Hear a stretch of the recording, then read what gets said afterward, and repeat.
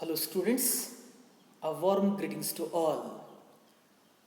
Let's go through the second unit of your English textbook 2DO written by Count Leo Tolstoy.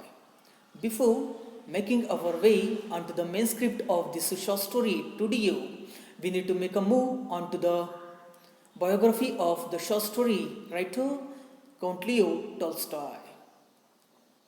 Moving on to the biography of the short story writer Count Leo Tolstoy, what do we get to see is that we all have known him very well as a Russian writer.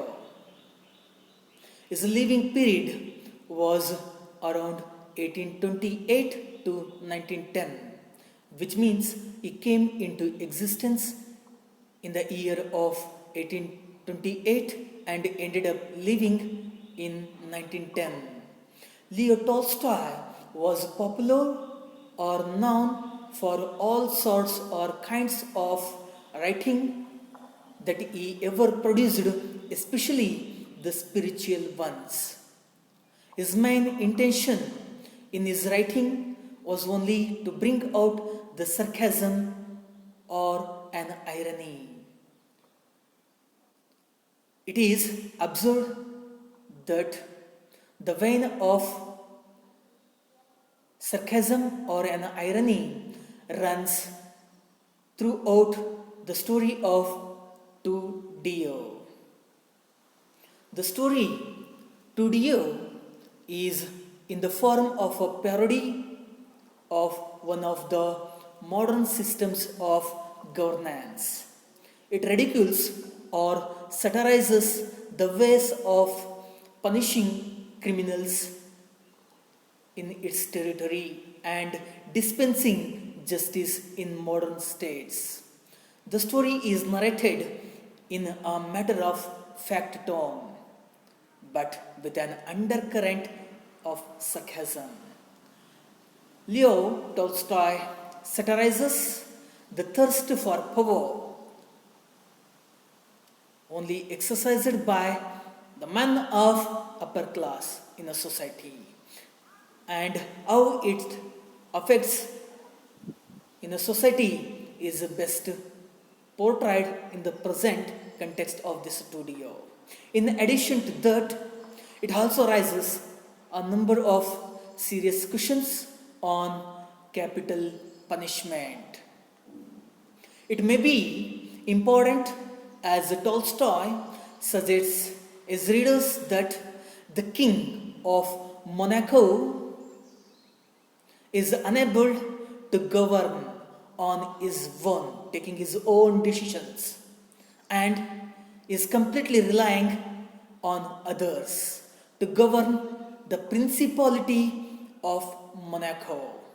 It is also noticeable that the most important thing to the king of Monaco is only the money. And what do we further see in the present context of this studio is that the government that is formed by the kinglet of Monaco in Monaco,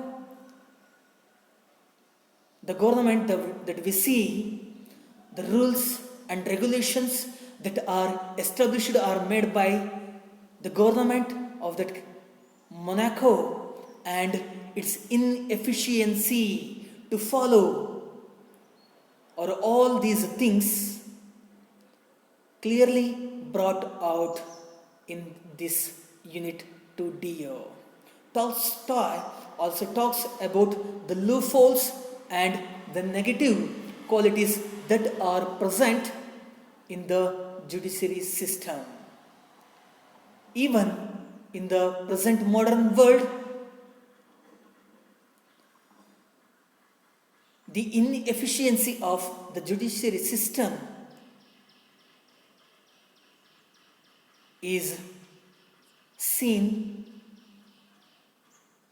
to all of us. It is best reflected in the present context of this 2DO.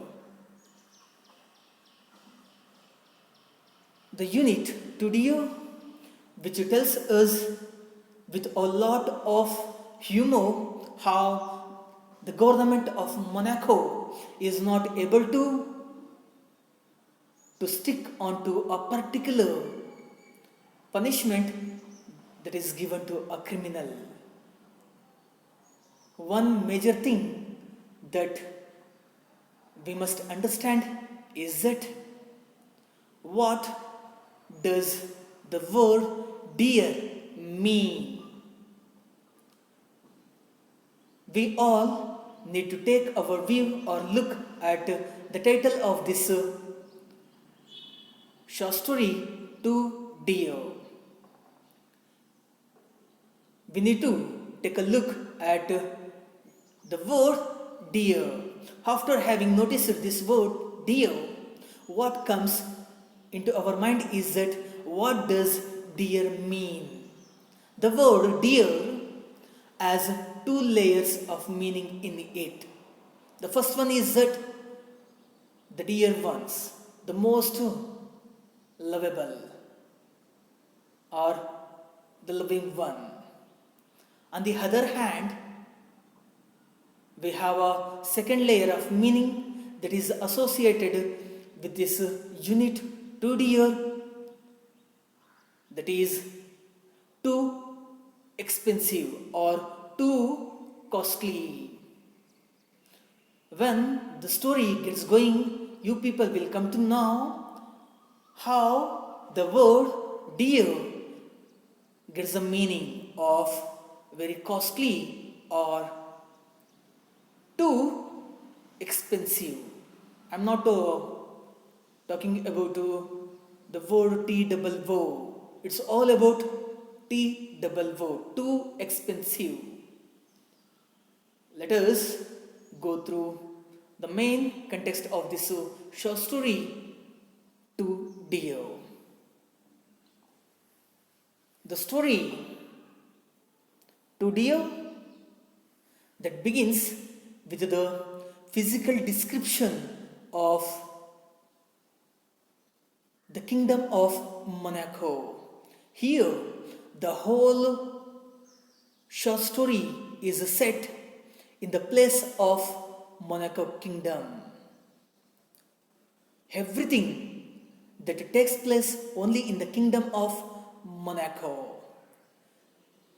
Here, Leo Tolstoy gives a description of the Monaco kingdom, telling his readers that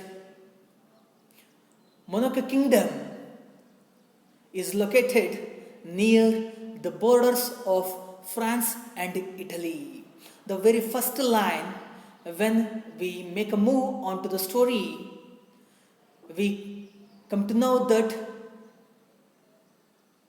Monaco kingdom is located near the borders of France and Italy. These are two major countries of these two are the major countries of Europe. Near the frontier of France and Italy, there was a kingdom called it as Monaco, which means not too far away from the borders or frontiers of France and Italy. There was a kingdom called it as Monaco.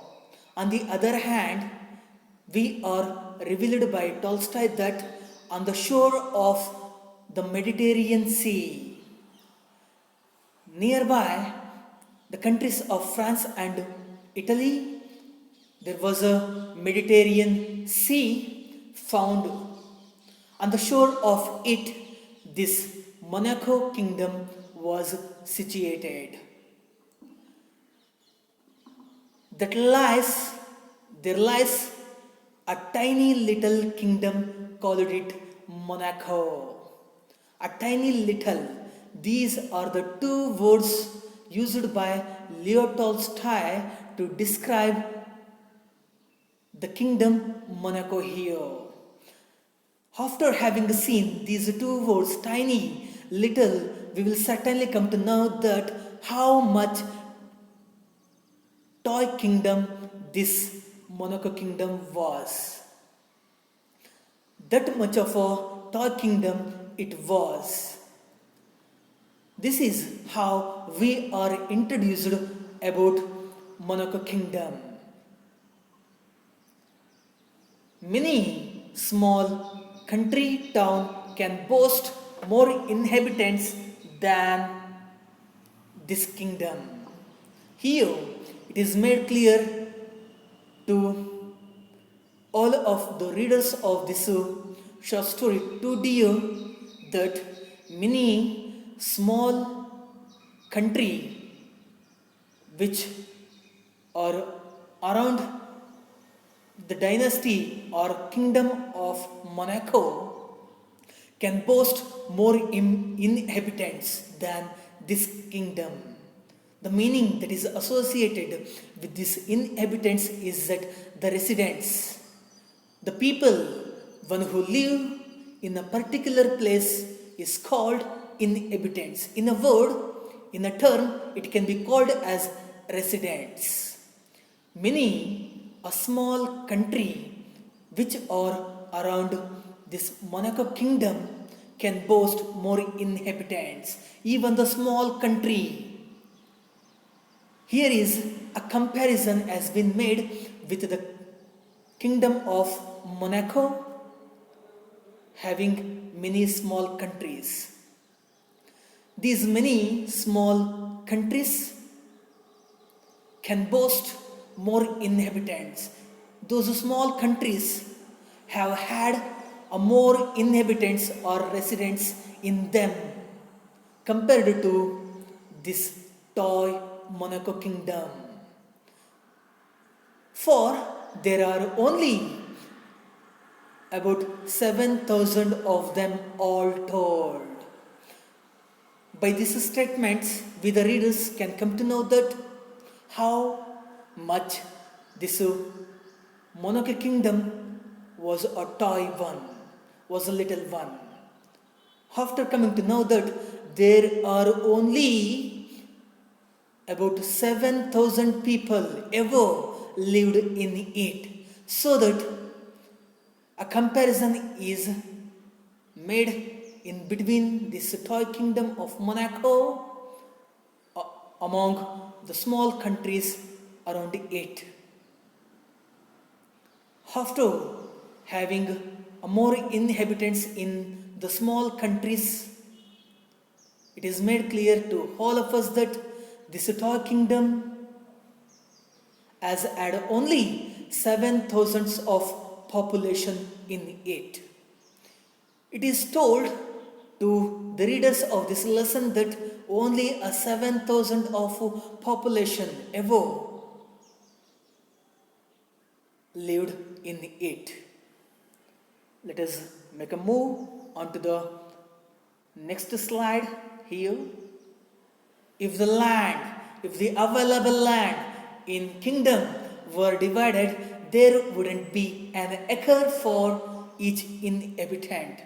If any one of the people of Monaco or the person, one who has had an authoritative power in his hand, that is the kinglet of Monaco, would like to share the all available land of kingdom of Monaco, or if he intends to share the all available land of Monaco among the people, there the people of Monaco wouldn't get less than an acre.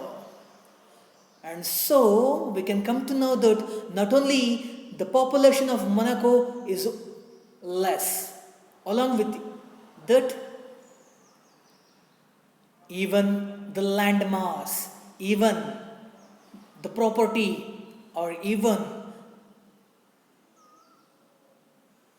the property that is available in the kingdom of Monaco, if it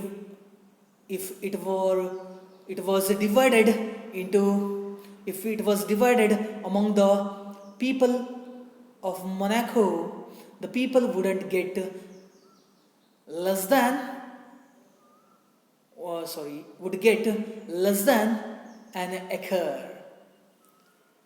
So that we can come to know that there wouldn't be an acre available for each inhabitant, one who lives their life in that kingdom of Monaco.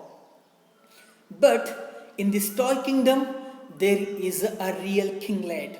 Here, we need to know the meaning that is associated with the word kinglet.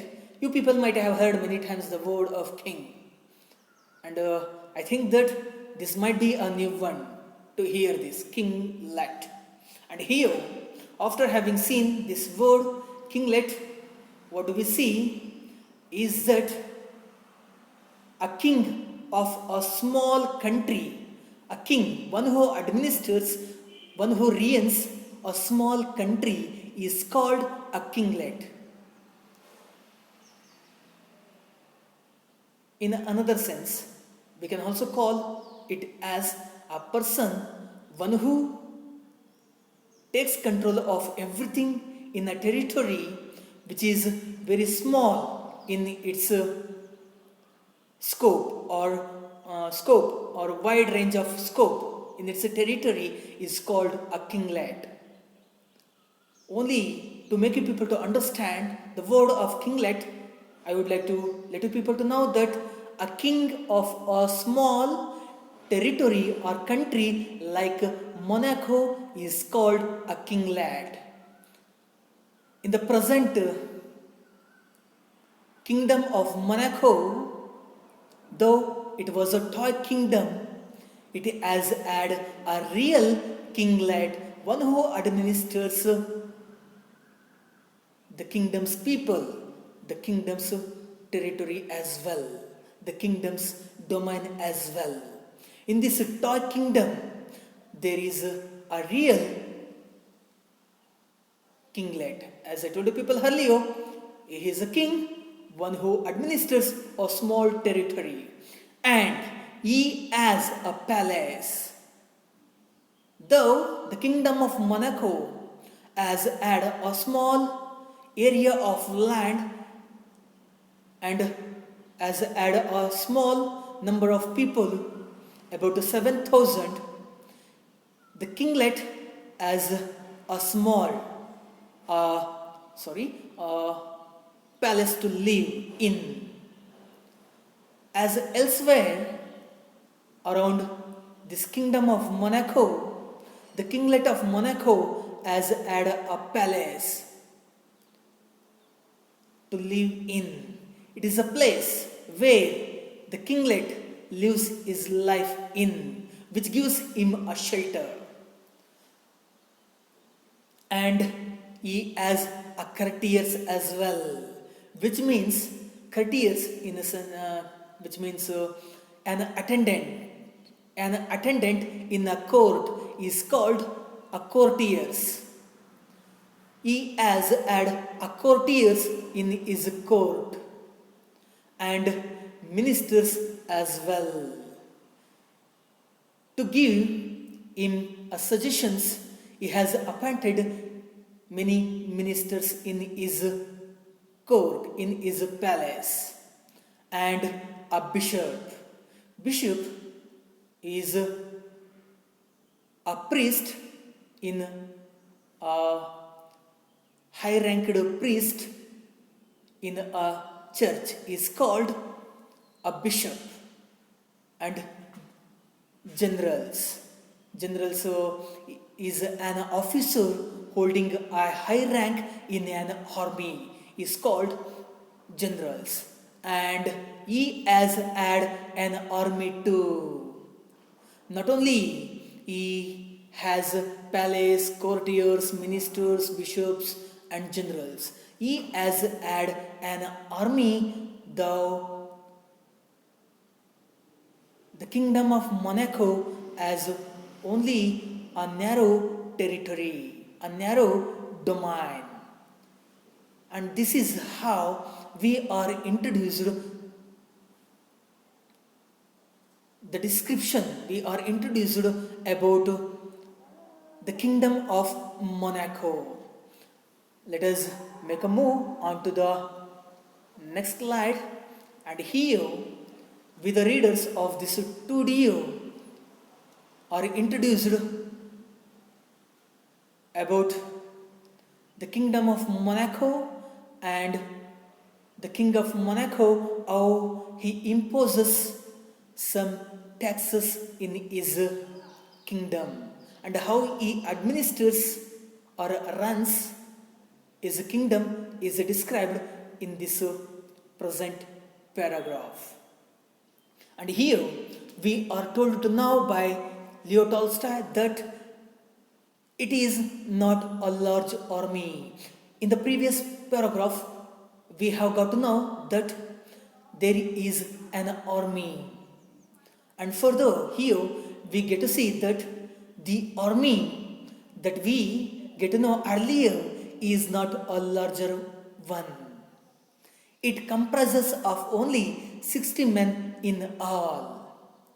After coming to know the army that appeared in the Kingdom of Monaco, as it is not a large army, it comprises of only 60 men in it.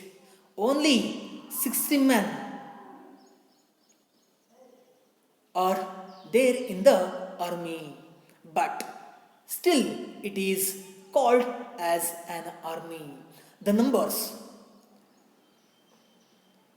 do not matter over here. Whether it is a smaller one or a larger one, it doesn't matter. As the king of that Monaco has appointed a soldiers to his army, though it is a smaller one, it is called as an army. There are also taxes in this kingdom. Leo Tolstoy takes all of his readers to the kinglet, how he runs his administration over here, how he administers his people over there in the Kingdom of Monaco. There are also taxes in this kingdom. The kinglet of Monaco has imposed, as levied his people some taxes, which means he has imposed some taxes on the people of the Kingdom of Monaco as elsewhere. It is observed that surrounding the Kingdom of Monaco, there are many kingdoms existed. In those kingdoms also, the king or kinglet of those territories have imposed some taxes in their respective regions or domains. Likewise, the kinglet of Monaco has imposed some taxes on his people as elsewhere. Those taxes are a tax on tobacco and on wine and spirits and a poll tax as well. And here we are given some commodities on which the taxes are imposed. A tax must be paid by the people of Monaco, one who consumes tobacco, one who products tobacco.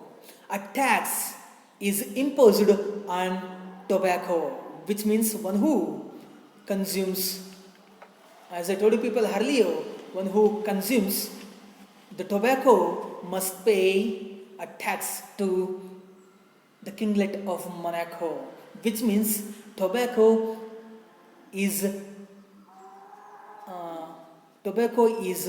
leaves that is prepared only for smoking or chewing. And on wine, wine is made up of grapes or rotten grapes. And on wine, the people one who consumes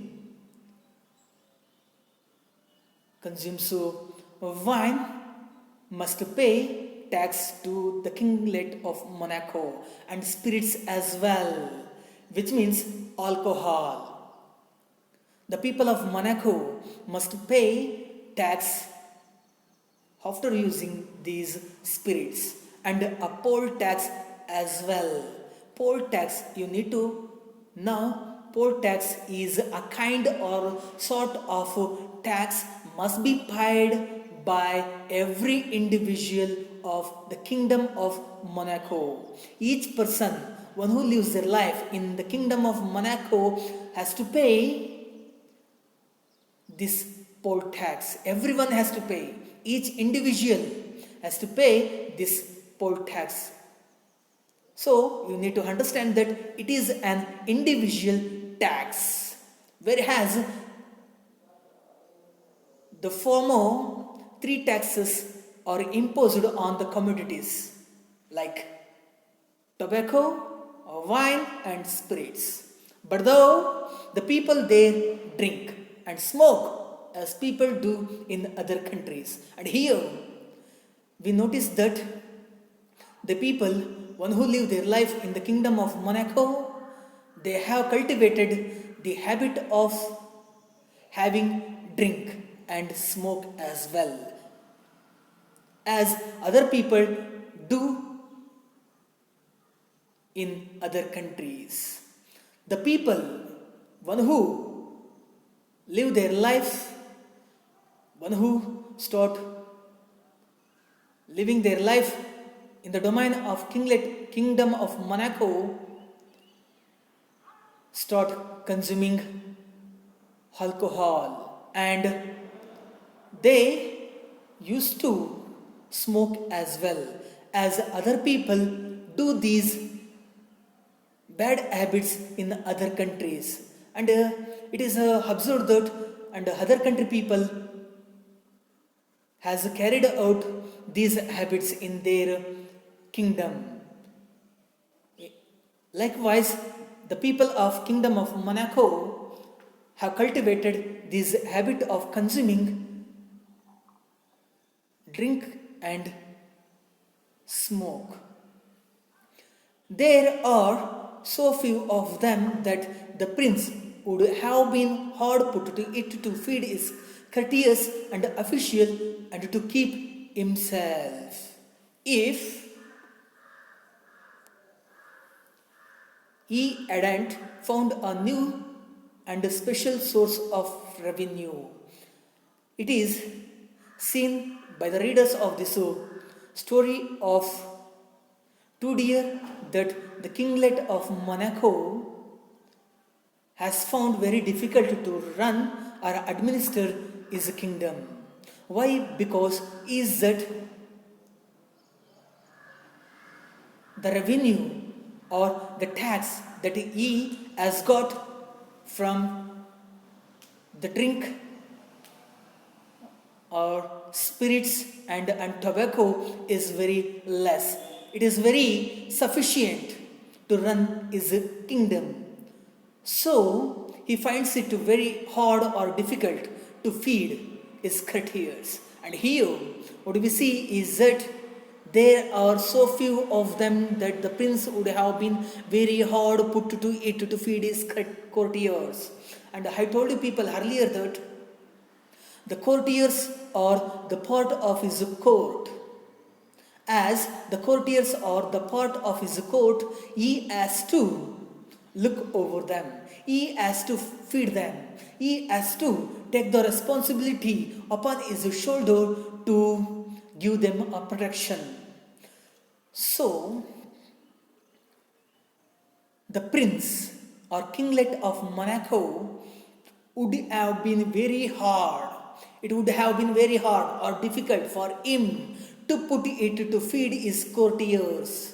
Feeding in a sense, providing all those courtiers food 3 times of food in a day should be provided by the kinglet of Monaco to his courtiers. But the Prince of Monaco would find it very hard or difficult to feed his courtiers and officials as well. At the beginning of this story, we have come across that the officials are also the part of his kingdom. To feed these officials, it becomes very burden to the Prince of Monaco and even to keep himself. And here we will understand that as a king, he has to lead his life very luxuriously. He must live his life having many possessions in him with a passion. So, keeping himself, that becomes very difficult, which means even to look after him, that too becomes very hard for him, as he has found only little income, or as he has received only a little income that he gets out of the taxes that he imposed on tobacco, wine, and spirit. And later, he has found a special source of revenue. And here, we are told to know that if this kinglet of Monaco hadn't found a new and special source of revenue in this kingdom, it would have been very hard to him to feed his courtiers, officials, and even to keep himself in his kingdom. That much of difficulty that we can find in his territory. If he hadn't discovered or found a new and special source of revenue, it would have been very difficult for him to administer his kingdom. And later, he has found a special source of revenue in his kingdom. This special revenue comes from a gaming house where people can play roulette. And where, as this kinglet found this special revenue, is that in a gaming house. And here we are introduced a word that is gaming house, where that is a place where people can play roulette. And here the kinglet of Monaco has discovered one of the special source of revenue in addition to those of tobacco and wine and spirits as well. And here he gets a revenue from the gaming house. It is an establishment that is found in a kingdom of Monaco here. And here gaming houses are given a major priority over here. And here in the continent of Europe, Texas is the first country holding more gaming houses in it, where the people can play roulette game. Roulette is a kind of a game where the people of Monaco would go into the gaming house and to try their luck. That is how the kinglet of Monaco has got a special revenue, taking it out from the gaming house, where it is a place where the people can play this roulette game. What would do? What would the people do after going into the gaming house is that the people play there, and whether they win or lose, the keeper always gets a percentage on the turnover. The people play there. After coming into the gaming house, the people one who visit this gaming house, they would invest some money that they have ever had in their hand. Whether they win or lose, after investing some money with their opponent, whether they win or lose, while taking a participation in any game, winning or losing are the two faces of a same coin. So, winning or losing are the two faces of a game. Whether the people one who invest some money in the game of this roulette, whether they win or lose, the keeper, one who keeps watching the people, one who takes care of the people, one who runs this gaming house, always gets a percentage on the turnover. The money that is invested by the people, one who plays this roulette game, the money that runs from one hand to another hand, that's what we call a turnover. The money that runs from one hand to another hand after having the consequence of winning or losing. The keeper, one who keeps watching the people, one who runs this gaming house, would always get a percentage on the turnover here. And later, what do we get to see is that, and out of his profits, he pays a large sum to the prince.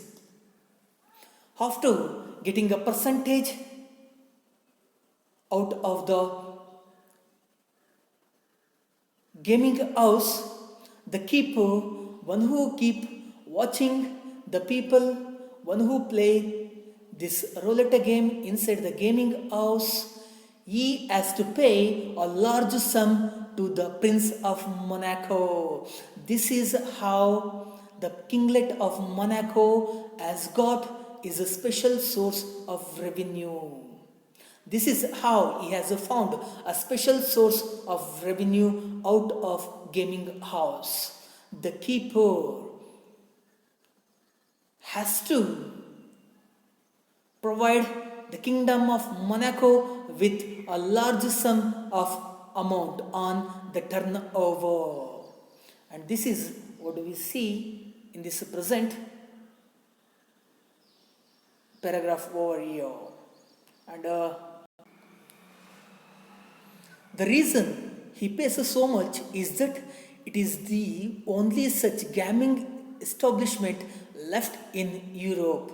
Nowhere we can find these kinds of gambling houses in the continent of Europe. That is what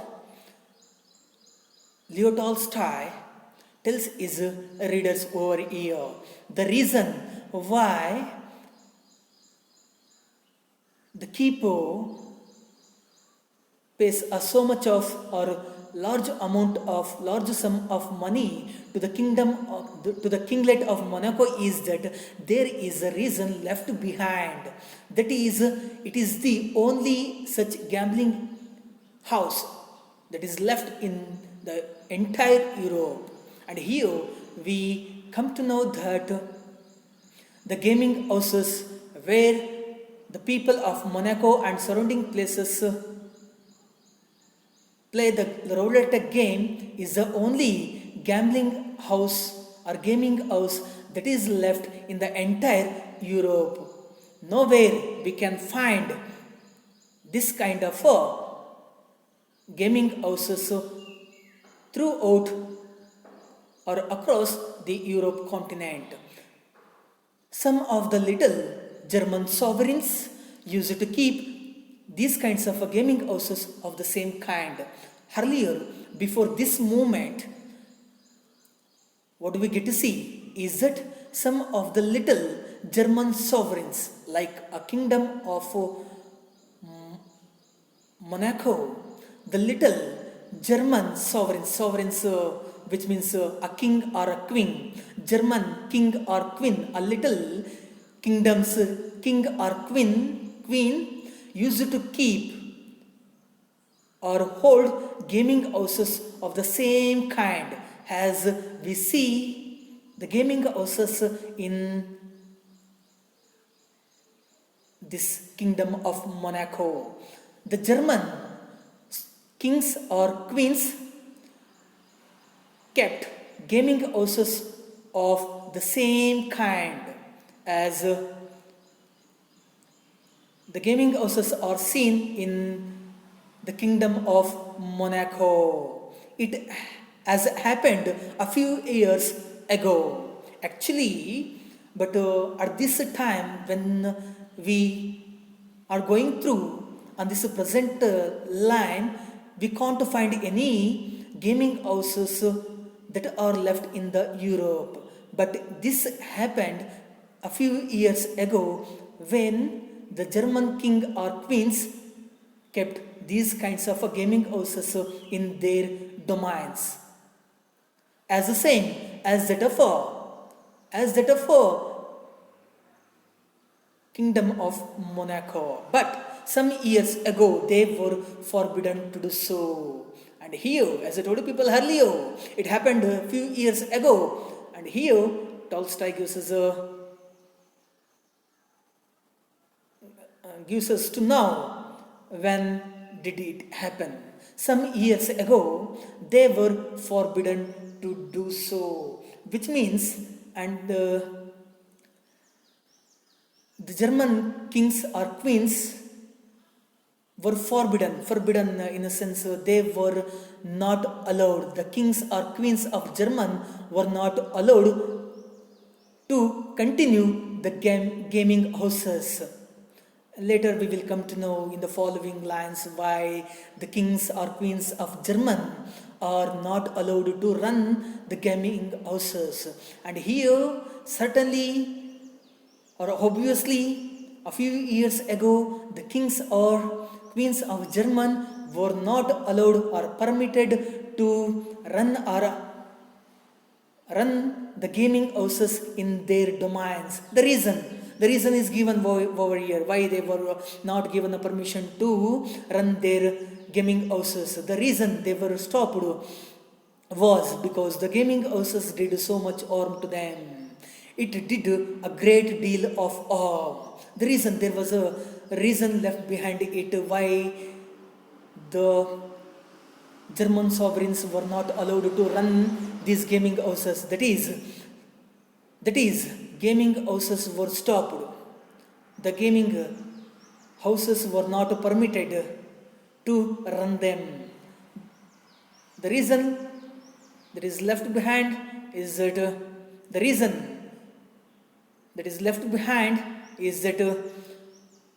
gaming houses did so much harm to the people of the German.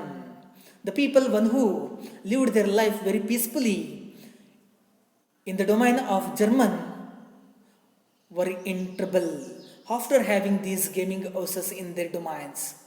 It did a great deal of harm to them. Gaming houses troubled a lot to the lives of Germans. So the kings and queens of German abandoned these gaming houses in their territory. And what happened there is that a man would come.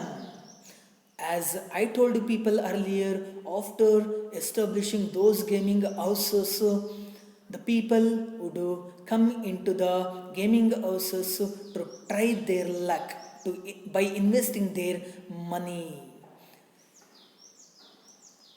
To play a roulette game, a man would come into the gaming houses. As the people of that Germany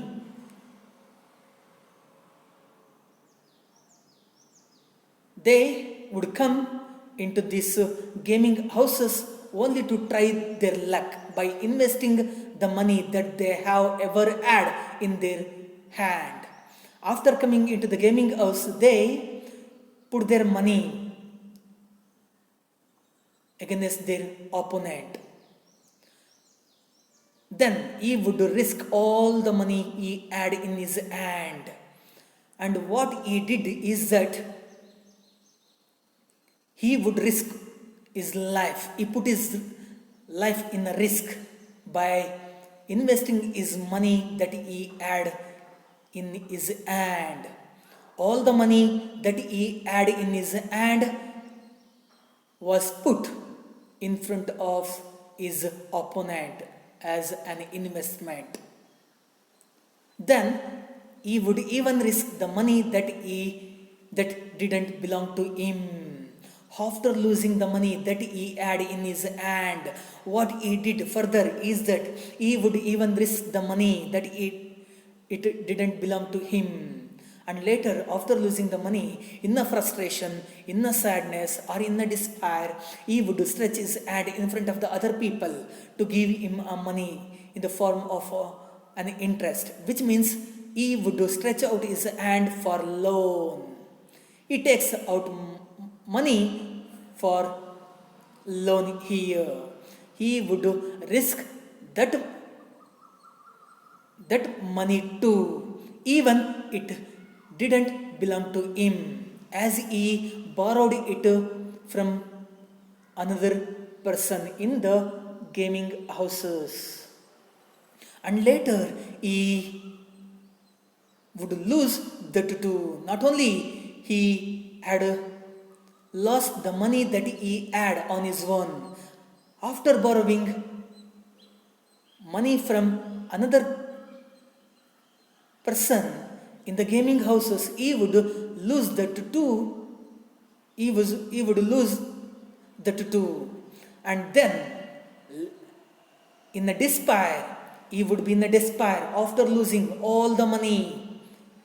He would drown, which means he decided to be plunged in the water, which means he would drown, he would plunge in the water.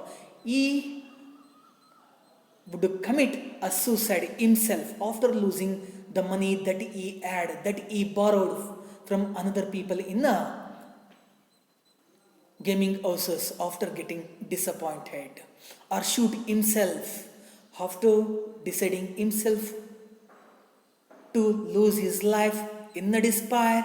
He might shoot himself.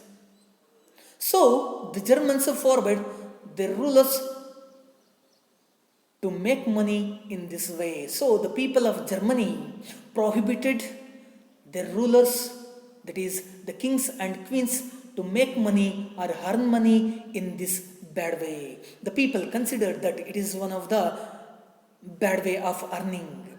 So the people of Germany, after seeing all the collapse that happened in their region, they stopped their rulers to make the money in such a way.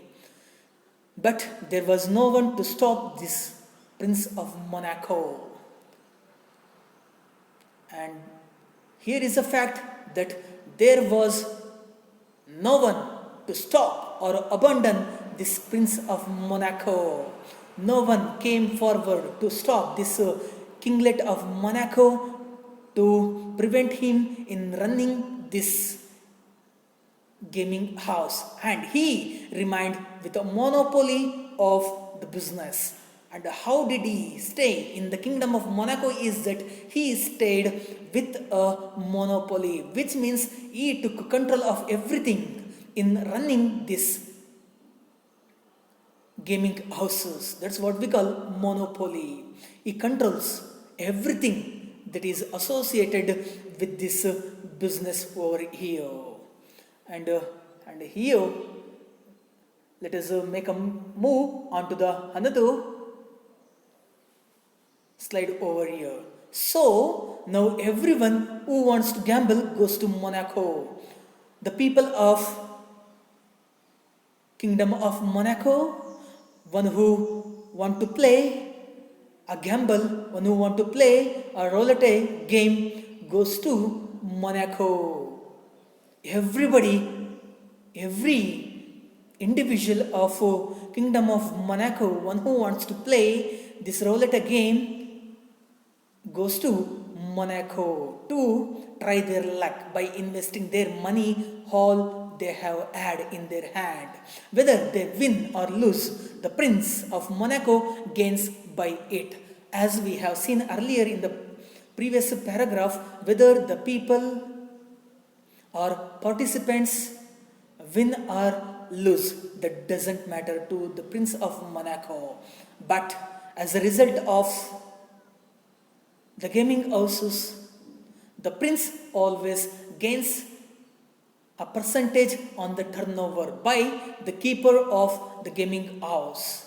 Earlier, it was seen by all of us in the previous paragraph. Whether the people win or lose, the prince always earns the money by this way. And here is a proverb that is mentioned by Leo Tolstoy here.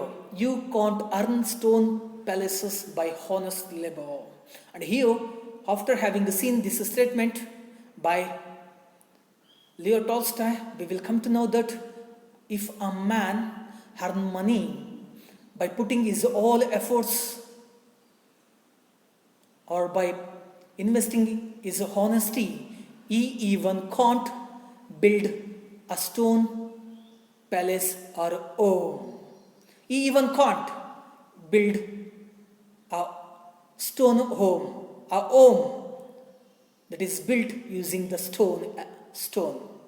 So, if the people are honesty, if the people are very honesty in their actions, they can't do anything, as the proverb says over here. The kinglet of Monaco knows it is a very dirty business. Running this kind of a gaming houses in the Kingdom of Monaco is a very dirty business. It may cause so much of harm to the people, as it was seen in the domain of German. It also causes many harms to the people of Monaco too. The kinglet of Monaco is aware of this fact that running of this